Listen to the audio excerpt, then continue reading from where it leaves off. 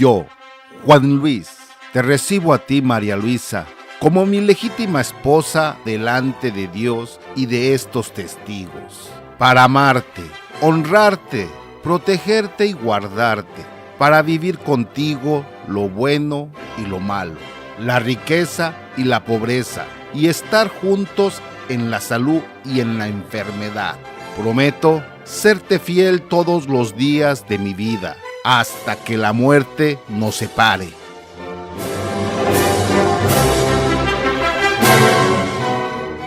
Yo, María Luisa, te recibo a ti, Juan Luis, como mi legítimo esposo delante de Dios y de estos testigos, para amarte, respetarte y cuidarte, para vivir contigo también lo bueno y lo malo, la riqueza y la pobreza, y estar juntos en la salud y en la enfermedad. Prometo serte fiel todos los días de mi vida hasta que la muerte nos separe.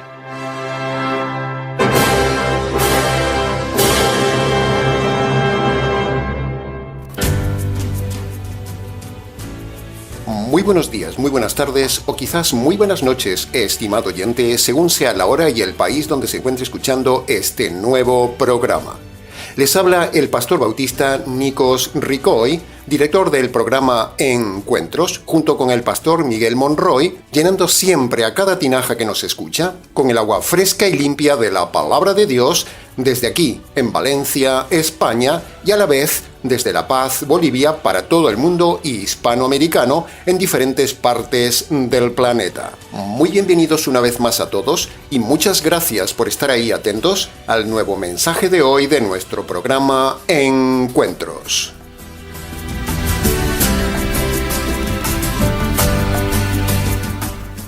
¿Le ha sonado familiar, estimado oyente, los votos matrimoniales del inicio del mensaje?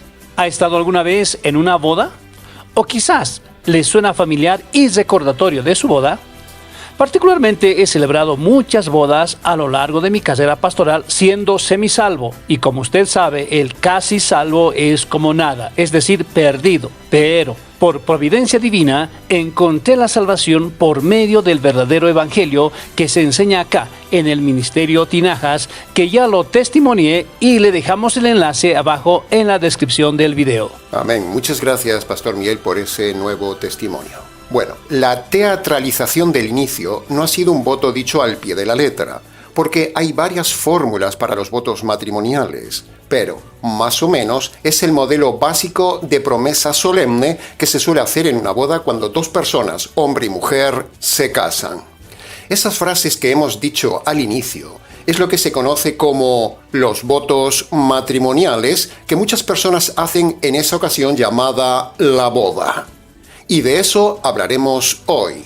Hablaremos de la boda y hablaremos de los votos matrimoniales. Como muchas veces hemos dicho en el canal a lo largo de los años de emisión, el segundo tema más importante después de la salvación es el tema del matrimonio y divorcio, que en el canal tocamos cada poco tiempo. No hay canal en la red ni ministerio como este que tenga tantos videos del tema del divorcio como el canal del Ministerio Tinajas. El Ministerio Tinajas es único en la red en su tenacidad de informar sobre el tema de noviazgo y en luchar en contra del divorcio y los divorcistas. Amén.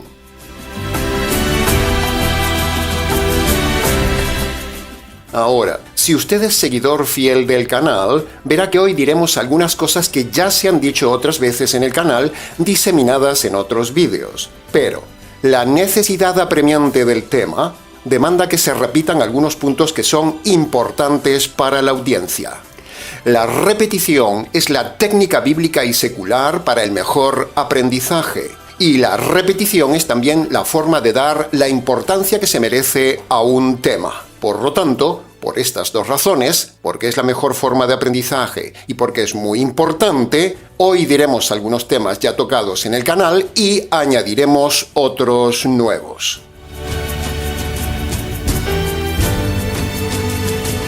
Bien, habiendo dicho esto, en el día de hoy tendremos un estudio técnico, quizás un poco frío, documental, informativo con demasiados datos, pero es necesario porque no todo va a ser revelación espiritual. También es necesario estudiar la información doctrinal y eso es lo que toca hacer hoy. Aunque en el mensaje de la semana pasada hayamos tocado casi con los dedos las estrellas, en el día de hoy bajaremos a la tierra y veremos un tema muy práctico que analizaremos en dos partes. Primero, hablaremos de la legalidad de una boda delante de Dios. Y segundo, hablaremos de los votos matrimoniales dados el día del casamiento.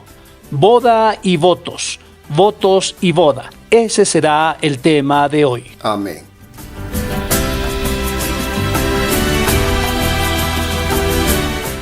Entremos entonces en el análisis y comentario del primer tema, la boda.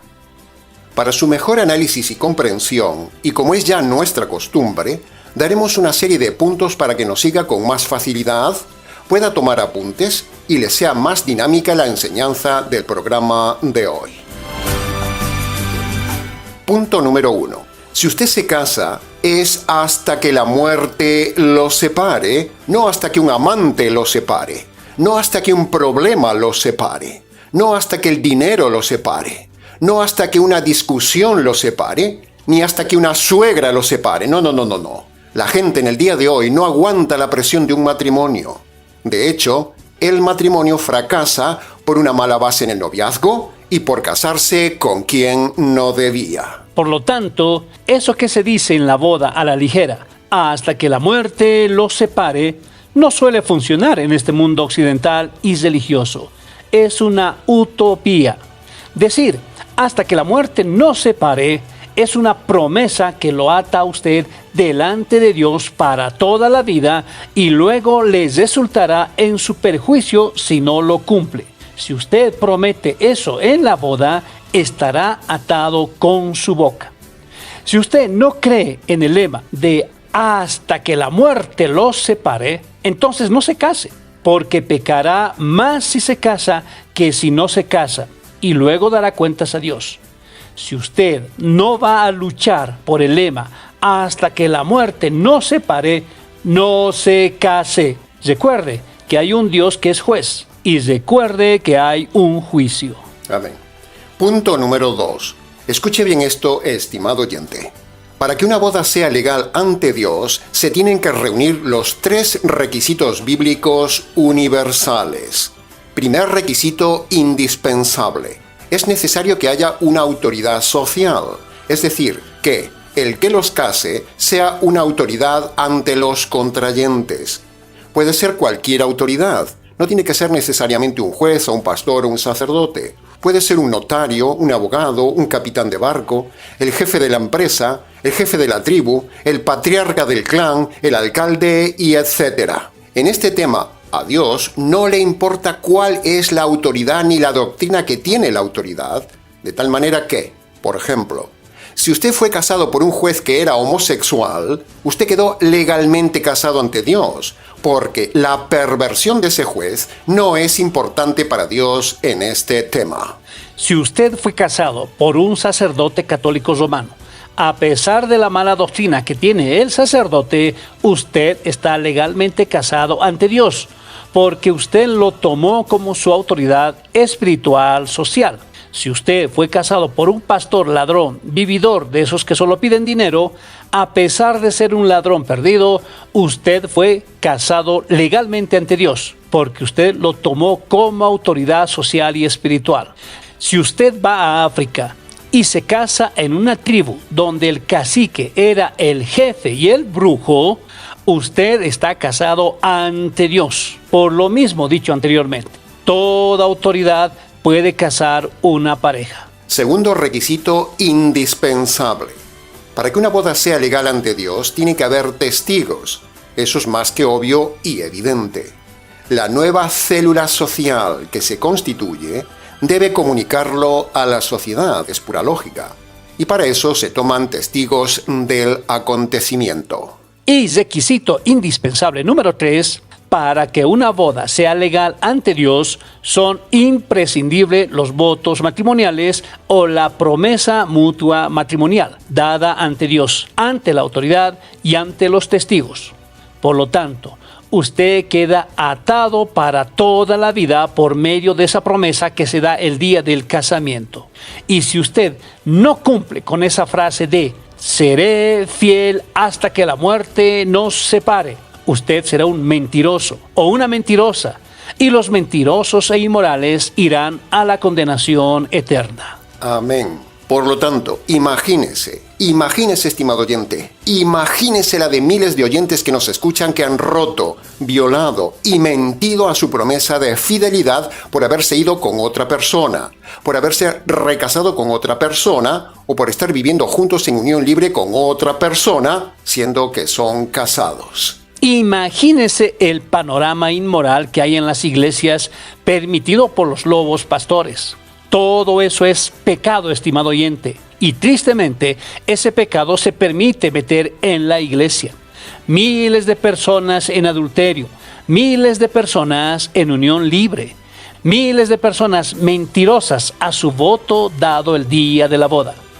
¿Se da cuenta el panorama que hay? Punto número 3. Hasta que la muerte los separe, no es vivir juntos en unión libre. Hay gente que lleva años viviendo juntos no casados, pero eso no es un matrimonio ni está bajo la cobertura de hasta que la muerte los separe. Si usted está viviendo en unión libre, o rejuntado, o viviendo con alguien sin estar casado, o usted es casado y se ha ido con alguien a vivir juntos, usted debe separarse hoy mismo de su amante, de su concubina o de su pareja, porque usted está en pecado. Llevar muchos años con alguien viviendo juntos sin estar casados legalmente ante Dios, eso no rige lo de hasta que la muerte los separe. Porque nunca hubo unión legal ante Dios. Por cierto, hacemos un paréntesis para decir que hemos oído la sandez increíble de pastores que dicen que como alguien ya convive desde hace mucho tiempo en unión libre, eso ya es un matrimonio hasta la muerte. Pero eso es falso. Irse a convivir con alguien sin los 3 requisitos que dijimos antes para un matrimonio es pecado de inmoralidad, es fornicación o es vivir en adulterio.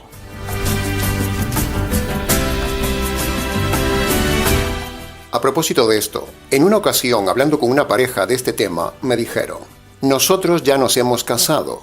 Y yo, por curiosidad desconfiada, les pregunté cuándo y dónde se habían casado.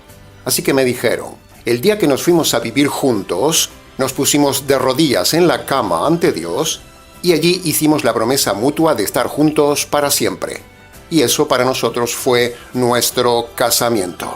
Imagínese, estimado oyente, imagínese. Así que yo les dije que estaban en pecado, no estaban casados, porque eso se lo habían inventado ellos y no tiene base bíblica porque ahí faltan 2 elementos de un matrimonio legal ante Dios: la autoridad y los testigos. Amén. Así que esa promesa de fidelidad hecha a los pies de la cama no valió de nada y no constituyó un casamiento, sino un engaño alimentado por un pastor falso que admitió eso como casamiento.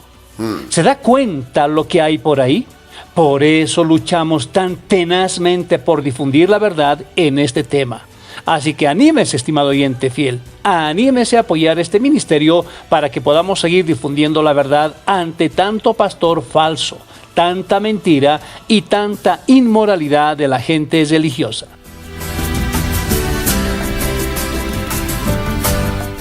Punto número 4. Escuche bien esto, hombre y mujer que nos escuchas. Si usted está casado, esa unión es hasta que la muerte los separe. Pero si no está casado, o sea, usted está rejuntado en unión libre o en fornicación, como dijimos antes, usted tiene que separarse. Se lo repito, usted tiene que separarse de esa persona antes de que la muerte los separe. ¿Lo comprende? Punto número 5. Si ambos se llaman cristianos y se han separado de su cónyuge antes de la muerte, eso demuestra que uno de los dos o los dos no eran cristianos, sino paganos. El pagano es el que se separa. ¿Ve usted en el Nuevo Testamento algún matrimonio cristiano que se haya separado o divorciado? ¿Puede darme un caso? ¿Sabe una cosa? No encontrará ni un solo caso de divorcio ni separación de un matrimonio cristiano en el Nuevo Testamento y tampoco verá un solo divorcio o separación de creyentes en el Antiguo Testamento. como dijo el Señor Jesús, solo se separan los de duro corazón, o sea, los perdidos, los religiosos. Pero el cristiano no se separa ni se divorcia. Amén. Los de duro corazón no aguantan eso de hasta que la muerte los separe. Los inconversos, los mal llamados cristianos, se separan antes de la muerte. Qué triste panorama hay en las mal llamadas iglesias de hoy, fomentado por los falsos pastores, los cuales son peores que el mundo, ya que ellos mismos instan al divorcio, incluso ellos mismos son divorciados y recasados, y permiten esas cabras divorciadas y recasadas en sus congregaciones por causa del dinero. El panorama es terribilis horribilis. Así es, pastor. Y punto número 6. Aprovechamos este tema de la boda para aclarar una vez más lo que muchas veces nos han preguntado en la consejería pastoral del ministerio. Si una boda entre primos es incesto, o sea, si una boda entre primos es pecado, a lo cual decimos contundente y bíblicamente que no. El matrimonio entre primos no es pecado, no es incesto, no está tipificado en la ley bíblica como consanguinidad prohibida. Así que, si usted está casado con un pariente primo, tenga paz. O si piensa casarse con un familiar primo, tenga paz. Puede hacerlo.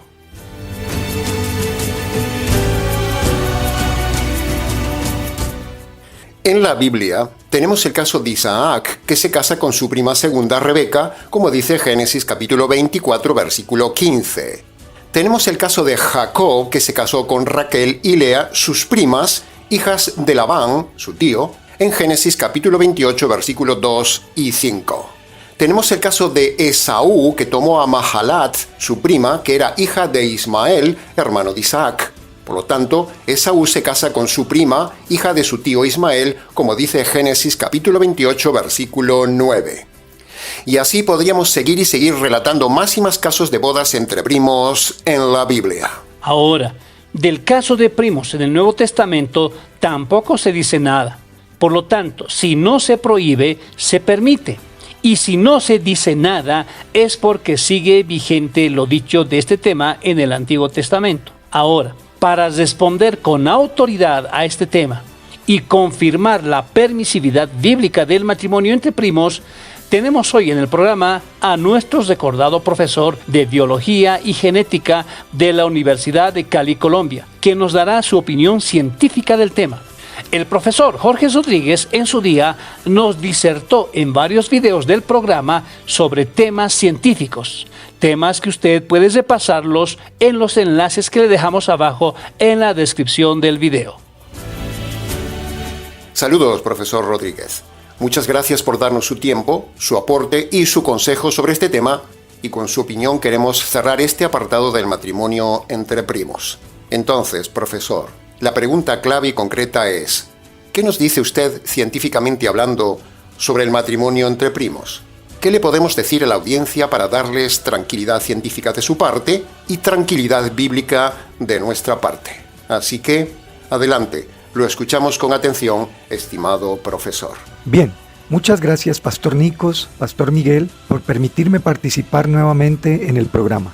El tema es muy importante y gracias por tocarlo. El canal está haciendo una gran labor social y espiritual.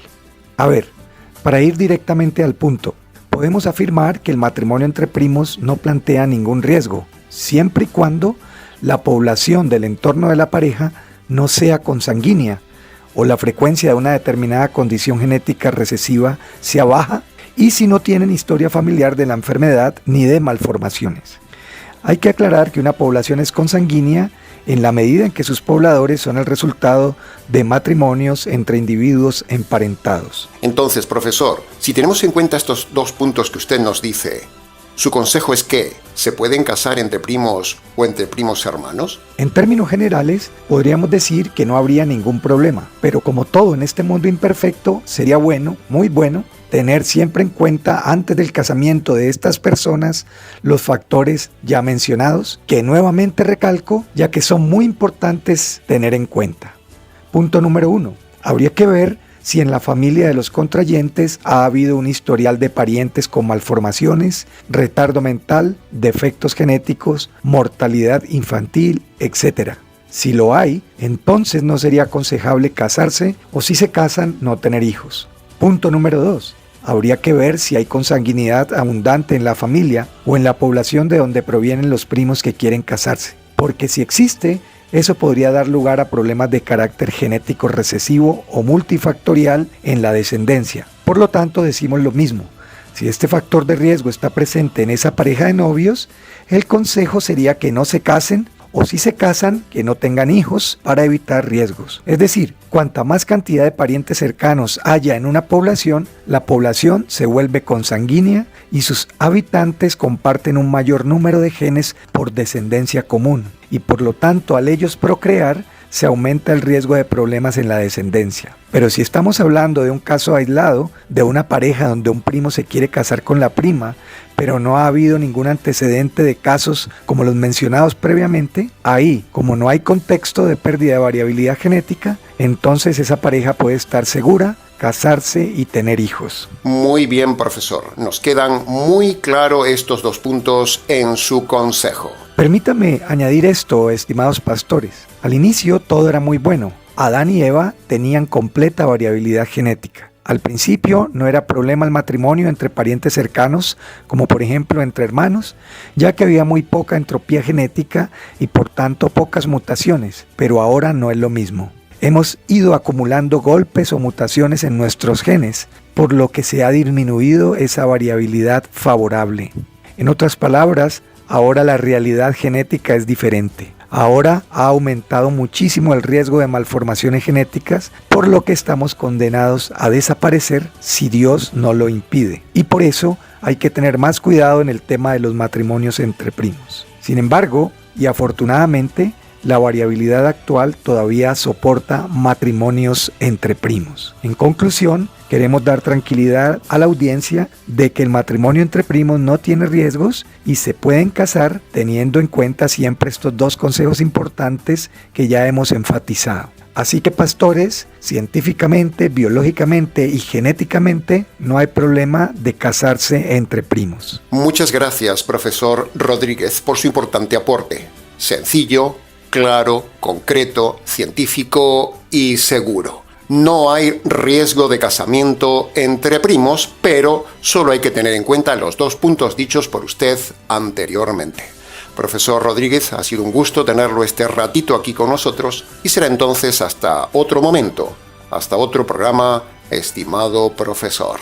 Muchas gracias a ustedes, pastores, por su labor en el canal y ha sido también para mí un gusto volver a estar en el programa. Nos volvemos a ver cuando ustedes quieran. Amén, estimado profesor, lo dicho. Hasta un próximo programa y muchas gracias por su aporte científico.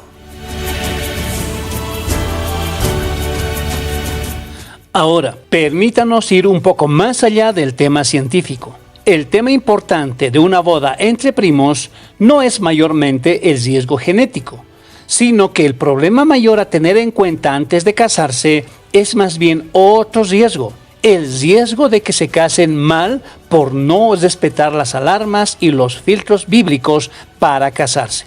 Ahí está el verdadero riesgo de ese matrimonio. Ahí está el verdadero punto importante a tener en cuenta antes de casarse. Y no solo ya para las bodas entre primos, sino para toda pareja que se va a casar. Amén, pastor. Las parejas llamadas cristianas que se saltan las alarmas innatas, como el razonamiento, la conciencia y la palabra de Dios en el noviazgo, esas parejas corren el grave riesgo del fracaso seguro. Lo hemos dicho 1000 veces en el canal porque lo hemos visto 1000 veces en nuestro ministerio pastoral. Para que un matrimonio dure fresco, vivo y ejemplar hasta que la muerte los separe, la clave está en respetar las alarmas y los filtros bíblicos que tantas veces hemos dicho en el canal. Amén.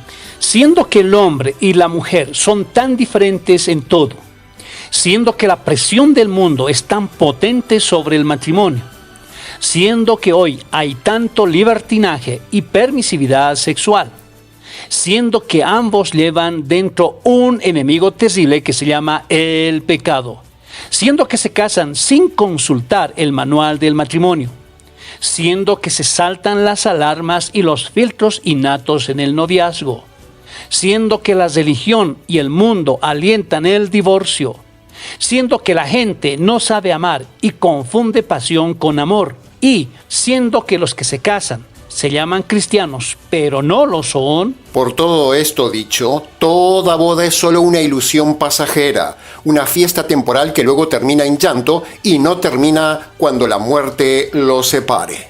Cuando uno ve una boda, se pregunta, ¿cuánto tiempo durará ese matrimonio antes del fracaso? Siempre me hago la misma pregunta cuando veo una boda. La alegría de las bodas dará paso muy pronto a la tristeza del fracaso, rotura y divorcio. Antes, algunos matrimonios duraban hasta que la muerte los separe, porque respetaban las alarmas innatas que Dios puso en el corazón del hombre, el razonamiento y la conciencia, aunque no fueran religiosos. Pero ahora ya ni eso se respeta. Una boda, tristemente, es solo una cuestión frívola, algo del momento, algo sin sentido, algo sin base, algo temporal, algo inseguro, algo basado en la pasión, algo que al poco tiempo fracasará, y a la realidad objetiva nos agarramos. Es triste hablar esto, estimado oyente, es triste, pero es la realidad. Por eso trabajamos tan intensamente en esta consejería pastoral del Ministerio Tinajas para que cada boda sea hasta que la muerte los separe y no hasta que ellos se separen. Trabajamos para que durante el camino de la vida matrimonial disfruten del matrimonio, sean testimonio a otros matrimonios y agraden a Dios, el autor del matrimonio, el cual ha dicho que una boda es hasta que Él con la muerte los separe. Amén, estimado pastor. Bien, entremos entonces en el análisis y comentario del segundo tema de hoy, los votos. Como hemos visto al inicio, los votos matrimoniales o la promesa de fidelidad es uno de los 3 requisitos indispensables en el día de la boda, pero el voto matrimonial tiene una particularidad y es que el voto matrimonial es un documento hablado, no escrito, que usted hace ante Dios, ante los hombres y ante el cónyuge. O sea, la cosa es muy seria, pero hoy en día se toma eso a la ligera. A lo largo de los siglos, dar una palabra tenía carácter sagrado, aunque hoy en día prometer algo no vale nada, ni siquiera ya puesto sobre un documento. Cuando usted hace un voto matrimonial, usted está haciendo una promesa múltiple. Y cuando una persona es infiel, le está mintiendo nada menos que a Dios, ante el cual hizo en su día la promesa. Le está diciendo también a los hombres que usted no vale nada como persona, porque quien no cumple lo que promete no vale nada. Y por último, le está diciendo al cónyuge, no me importas nada, he mentido a lo que he prometido. Romper el voto de promesa matrimonial tiene carácter diabólico, porque la mentira la inventó el diablo. Así que cuando usted miente, cuando usted es infiel, usted está haciendo lo mismo que el diablo. ¿Se da cuenta de la seriedad del tema, estimado adúltero que me escuchas? ¿Se da cuenta de la gravedad del tema, estimado varón latinoamericano, que tiene como costumbre social casarse y luego tener amantes, tener aventuras y tener otras mujeres? ¿Se da cuenta de lo que está haciendo? ¿Se da cuenta de lo que le espera cuando Dios le llame a cuentas? Si usted ha hecho un voto matrimonial de fidelidad, usted no puede tener otras mujeres, como es la costumbre latinoamericana. Usted no puede tener otras camas. Usted no puede tener aventuras sexuales. Usted no puede tener amantes. Eso es pecado y le espera el juicio. La Biblia es muy tajante contra la infidelidad, porque la infidelidad es mentir y la mentira tiene su origen en el diablo. Por eso Dios odia la infidelidad y era condenada con la muerte en el Antiguo Testamento. Dios aborrece la mentira como aborrece al diablo. Amén. La infidelidad es mentir a la promesa matrimonial. es un fraude.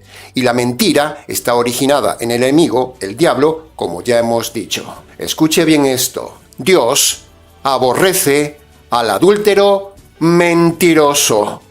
Así que, si usted miente a los votos matrimoniales, no solo está pecando de inmoralidad y adulterio, sino que usted está mintiendo. Está haciendo lo que hizo el diablo. Les recordamos a continuación a los casados y a los que se van a casar el más intenso y extenso pasaje de la Biblia sobre el tema de hacer promesas y no cumplirlas. Escuche bien, en Eclesiastés capítulo 5, versículos 4 al 6 está escrito: cuando ante Dios haces una promesa, no dejes de cumplirla, porque a Dios no le complacen los necios. Cumple lo que prometes. Más vale no hacer promesas que hacerlas y no cumplirlas.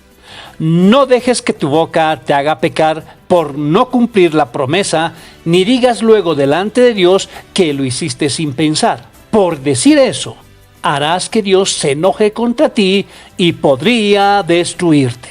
Amén. Así que este pasaje no solo es un pasaje para todos los mentirosos en la vida diaria, sino que es también un pasaje para todos los casados que han sido mentirosos por ser infieles a su voto matrimonial, y es también un pasaje de advertencia a todos los que están en una relación de noviazgo, porque cuando usted haga el voto matrimonial, estará atado para siempre hasta que la muerte lo libre de esa promesa. Así que, estimado adúltero que nos escuchas, por tu mentira, por tu adulterio, por tu infidelidad, por hacer lo mismo que el diablo, te espera la cárcel eterna.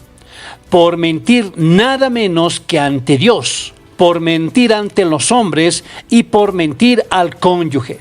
Un adúltero no vale nada. Es un ser animal, es un ser condenado, es un mentiroso y es un imitador del diablo. Amén. Alguien tiene que decir las cosas de esta manera, estimado oyente, al estilo de Juan el Bautista, porque en las falsas iglesias del día de hoy, los pastores adúlteros y mentirosos permiten en sus iglesias todo tipo de inmoralidad. Amén. Así que si usted está en una iglesia y usted se entera de que el pastor es recasado, o sea, está en adulterio, ese pastor y ese lugar son falsos. Márchese de ahí, estimado oyente.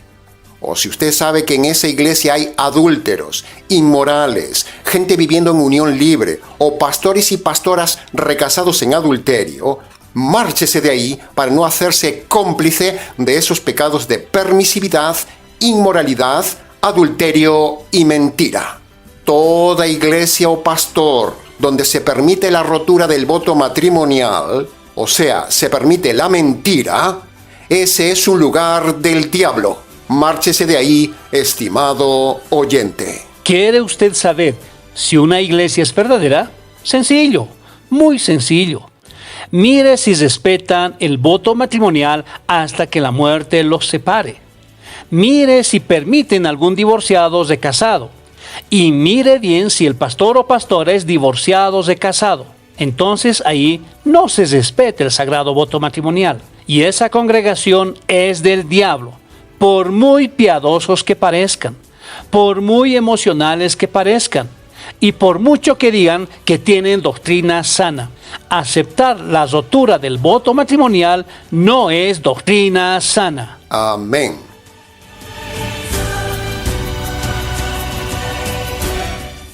La infidelidad no es causa del divorcio, señores, y mucho menos de recasamiento.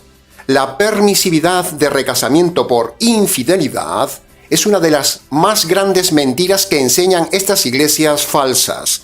Por ejemplo, los calvinistas, los presbiterianos, los adventistas, los pentecostales, los católicos, los unicitarios y los falsos bautistas. Todos estos y más que hay son pastores e iglesias mentirosos por no respetar el voto matrimonial de fidelidad hasta que la muerte los separe.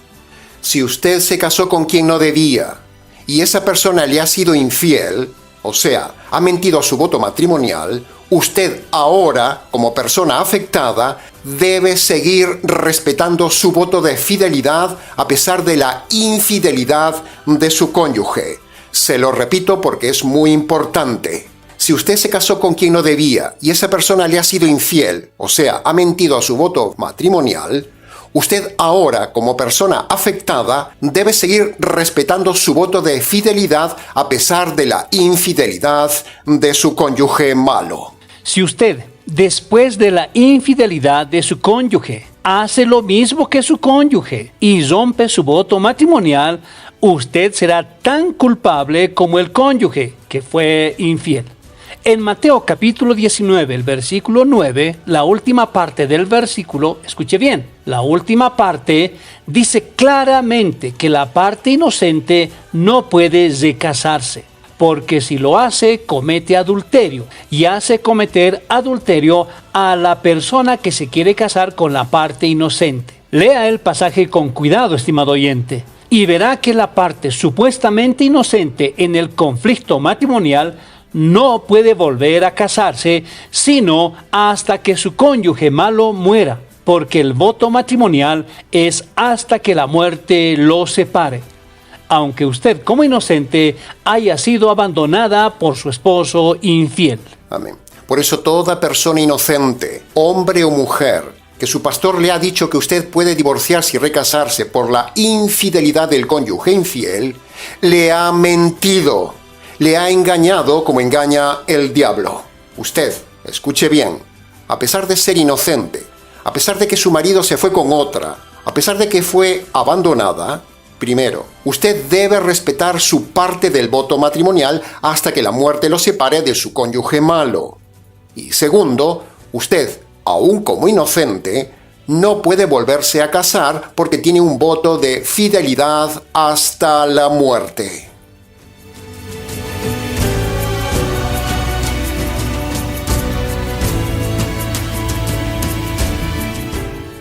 Ahora, si nos está escuchando alguna persona que se ha casado con quien no debía, si hay alguna persona que nos está escuchando que está en un noviazgo inmoral, si hay alguna persona que se ha divorciado, si hay alguna persona que se ha recasado y por lo tanto está en adulterio, si hay alguna persona que nos está escuchando que cree que uno puede volver a recasarse si el otro fue infiel, si hay alguna persona que tiene manchada su conciencia por sus pecados, si hay alguna persona que está en una iglesia errada, y si hay alguna persona que ha roto su voto matrimonial, es decir, ha sido infiel, es decir, no ha cumplido la promesa de hasta que la muerte los separe, para todos estos les decimos que les espera la condenación eterna. Pero el pastor Miguel y yo tenemos un mensaje de esperanza antes de que Dios le quite la vida, antes de que le aplique la furia de su justicia,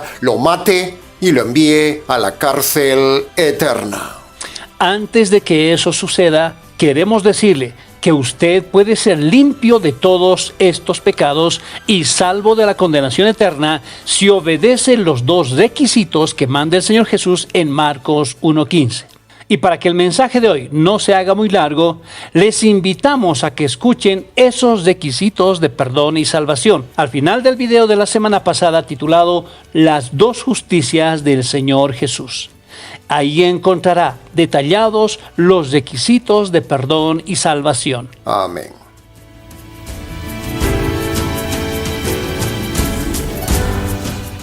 Bien, hasta aquí, estimado oyente, con el largo mensaje del equipo de trabajo del Ministerio Tinajas que ha diseñado este mensaje para usted. Mucho más se pudo haber dicho del tema, pero con lo dicho es suficiente para su enseñanza y reflexión. Para preguntas del tema, consejería, comentarios y demás, si quiere, escríbanos al correo del Ministerio Tinajas. ministeriotinajas@gmx.es.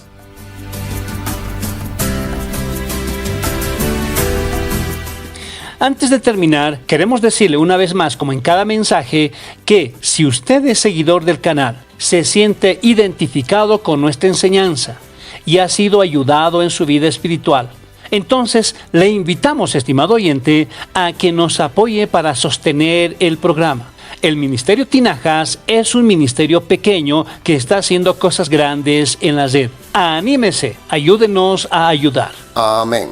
Bien, nada más por hoy, estimado oyente. Damos muchas gracias nuevamente al Pastor Miguel por su colaboración en el programa. Saludos hasta La Paz, Bolivia, y nos vemos juntos en el próximo programa con nuevos temas para enseñar la verdad, solo la verdad y nada más que la verdad bíblica a todo el mundo hispanoamericano. Amén. Aquí estaremos dispuestos y con gusto para el próximo programa, Pastor Nicos, porque nos gusta difundir la verdad como expositores bíblicos del Ministerio Tinajas. Amén, Pastor Miguel. Será entonces con el gusto de siempre. Hasta el próximo mensaje, aquí en nuestro habitual programa Encuentros.